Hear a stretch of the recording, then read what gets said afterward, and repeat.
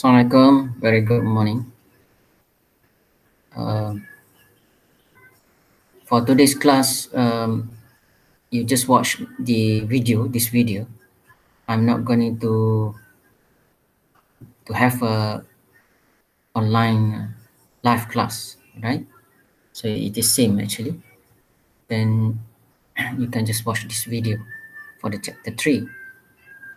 So let me share you the slides now for the chapter 3.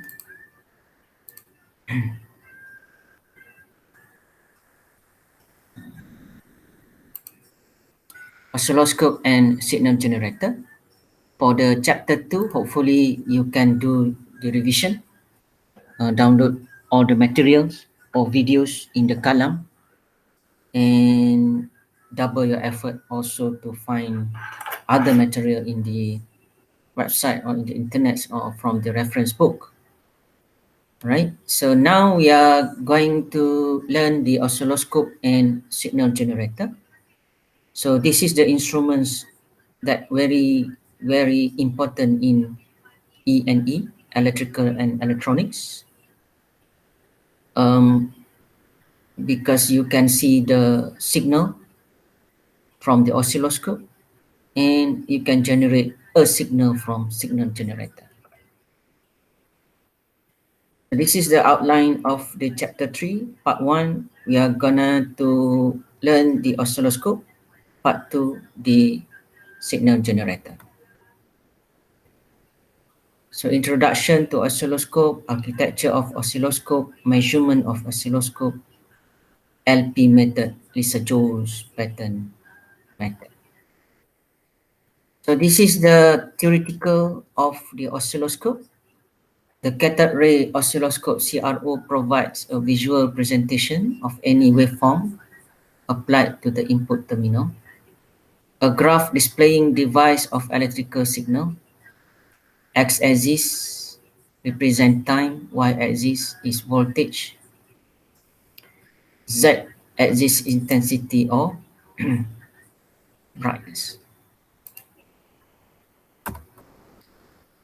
Information that you can get from the oscilloscope is time and voltage, frequency and phase, DC and AC components, spectral analysis, rise and fall time, mathematical analysis. And we have two types of oscilloscope, analog and digital. So nowadays, people prefer digital compared to analog. But you need to learn also the analog because some place they might use the analog because the old instrument, so you don't have choice. Of course the digital is good. So this is the analog oscilloscope, this is the digital oscilloscope. The theory or the information that you can get from these two type of analog is same, but maybe some of the measurement or readings is easy to get it from the digital oscilloscope compared to the analog. All right, so this is the analog oscilloscope signal, digital oscilloscope sample signals displays, right?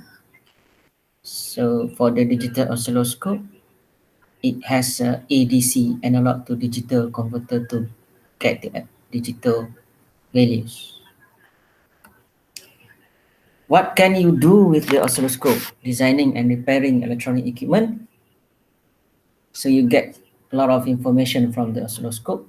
If you want to troubleshoot equipment, you want to design electronic equipment, you need the oscilloscope. With the proper transducer, example microphone, electrical signal in response to physical stimuli such as a sound, mechanical stress, light or heat, engine vibration, or brain wave. So you can get the signal from the oscilloscope. So analog oscilloscope, real-time display of signals. So the block diagram is like here, shown below. Swap generator and vertical amplifier. earthquake recorder. So this is the analog display, amplifier, delay line trigger, vertical amplifier, horizontal amplifier, and display. So for the digital oscilloscope, the components looks more compared to the analog oscilloscope.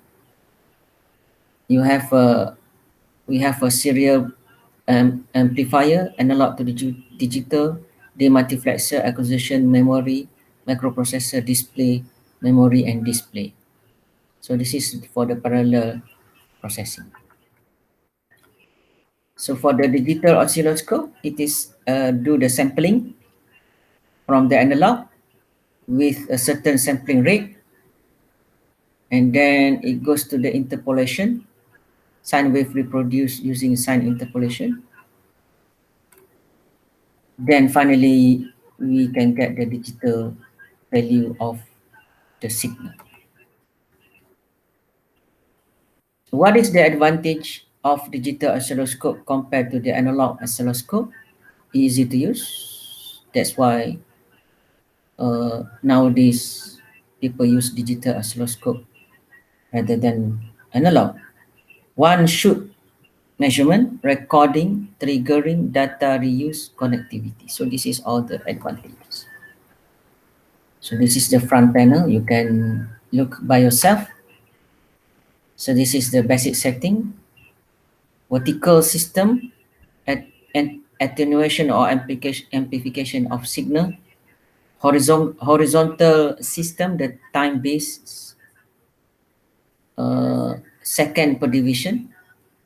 Trigger system to stabilize a repeating signal and to trigger on a signal. So this is the basic setting. You need to have a probe because by using the probe you can measure at the point that you want to measure on the circuit. If there is no probe, then how you are going to measure it? So this is the components for the probe. You touch the probe to the circuit, on the circuit, the point you want to measure, then it will display all the measure information or signal or whatsoever on the oscilloscope display. High quality connector, high impedance 10 mega ohm, 50 ohm for high frequency measurement. Two type of probe, passive and active probe. For the passive probe, 10 times attenuation, good for low circuit loading, suitable to high frequency signal, difficult to measure less than 10 millivolt signal. So one time attenuation, good for small signals, introducing more interference. For the active probe signal conditioning, require power source, good for high speed digital signal over 100 megahertz clock frequency. So you have to choose which probe is suitable to be used based on this characteristic for the passive probe and also for the active. The oscilloscope consists of the following major subsystem: cathode ray tube. This is heart of scope, right? It is like a television, old television. Right? It has a cathode ray tube, but nowadays there is no more CRT television. Vertical amplifier, horizontal amplifier, swept generator, trigger circuit, associated power supply. So this is the block diagram of oscilloscope. Vertical input, then it has a vertical amplifier associated with power supplies, horizontal amplifier, internal synchronization, external synchronization. So this is the block diagram of oscilloscope. This is the block diagram of cathode ray tube, electron gun, deflecting plates, focusing node, control grid. Okay. So you can watch this video later when you download the PowerPoint. For the cathode ray tube, CRT is the heart of the CRO, providing visual display of an input signal waveform. A CRT contains four basic parts: control grid, focusing anode, electric gun, deflecting plate. So this is the four main components in the CRT: control grid, focusing anode, deflecting plates, and electron gun. The block diagram of CRT, it has heater, control grid, vertical deflection plate, horizontal deflection plate, and it will display on the screen. Okay. So what is the principal elements of CRT? One, the interior of the tube is very good vacuum. The cathode of the left end in the figure is raised to a high temperature by the heater. The accelerating anode with a small hole at its center is maintained at a high positive potential V1 of the order of 1 to 20 kilovolt relative to the cathode. This potential difference gives rise to an electric field directed from right to left in the region between the accelerating anode and the cathode. Electrons passing through the hole in the anode from a narrow beam and travel with constant horizontal velocity from the anode to the fluorescent screen.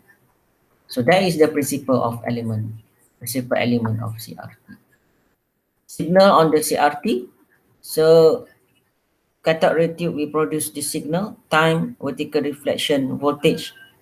So it will display the signal, CRT display. Measurement of oscilloscope. What oscilloscope can measure? Voltage measurement, period of frequency measurement, phase measurement, or time delay. So how to measure the voltage? So this is the example of a signal display on the oscilloscope, right? So from here, you need to understand what is the measurement you can read from the signal from the display of oscilloscope. First, voltage peak to peak, it is measured from bottom to the up, bottom of the signal to the positive signal here. So this is what we call voltage peak to peak. So voltage peak to peak equals to volt per division. This is the division, volt per division, multiplied by number of vertical division. Multiplied by number of vertical division. Okay, so in this case, 100 millivolt per division. Okay, 100 millivolt per division multiplied by 3.8 multiplied by 2. So you will get the voltage peak to peak 0.76 volt. Okay, we have 3.8 vertical number of vertical division multiplied by 2 because of peak to peak, and then we have vertical division. Vertical division is 100 millivolt per division. 100 millivolt per division. So then voltage peak, VP, is from here to here.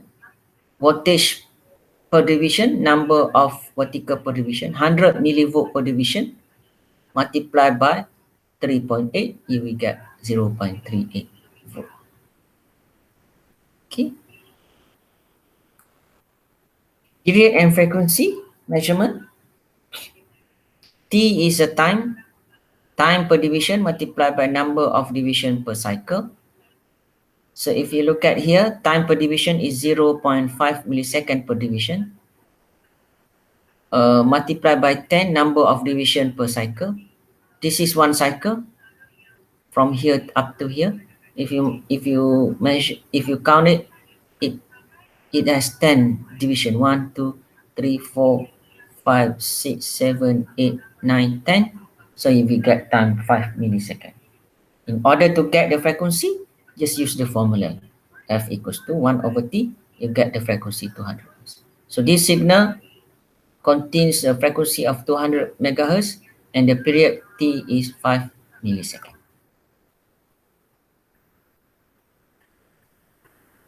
The purple line leads the green line by a 90-degree phase shift. So this is the phase. All right. If you look at here, the purple line leads the green line by a 90-degree. Okay. So the phase is 90-degree phase shift. Next is Lissajous pattern method. Lissajous, LP. Electronic engineer use LP to measure radio signal frequency. They do this by analyzing the type of pattern an unknown signal produced when it is combined with a signal of a known frequency. Lissajous is determined by applying sinusoidal wave, use X-Y mode, horizontal input X, unknown signal, vertical input Y, known signal. So LP observed depends on the ratio of the two frequency, horizontal, vertical, or vertical, horizontal. Frequency measurement given as ratio of known frequency over unknown frequency FV. So FV divided by FH, horizontal divided by vertical, where FV frequency of a signal applied to Y plates vertical, FH frequency of signal applied to X plate horizontal. So this is the frequency measurement 1, 2, 3, 1.5, 1.3.3 ratio X divided by Y. So you can implement this signal to the unknown signal to get the value of frequency. So phase measurement, vertical input, right? Where is horizontal input? Okay, you can see the phase measurement, 0 degrees or same phase. This is a 90 degrees, 180 degrees. In between here and this one is 90 to 180 degrees. Phase measurement or time delay, time per division, 0.5 millivolt per division. This is the method of LP method, theta phase angle in degree, Y0, y-axis intercept. Okay, y-axis intercept, Ym maximum vertical deflection. So theta equals to sine -1 y0 divided by ym. So in this case, theta 180 degrees minus sine -1 y0 divided by ym. Example, if in figure above the distance y0 is 1.8 centimeter and ym 2.3 centimeter, what is the phase angle? So you can use the LP to measure the phase angle. The phase angle can be determined by using equation sine theta equals to y0 divided by ym. So theta equals to sine -1 y0 divided by ym. So you will get the phase 51.50 by using the Lissajous LP method. So that's all for the 3.1. We continue the 3.2 on the next video. Thank you.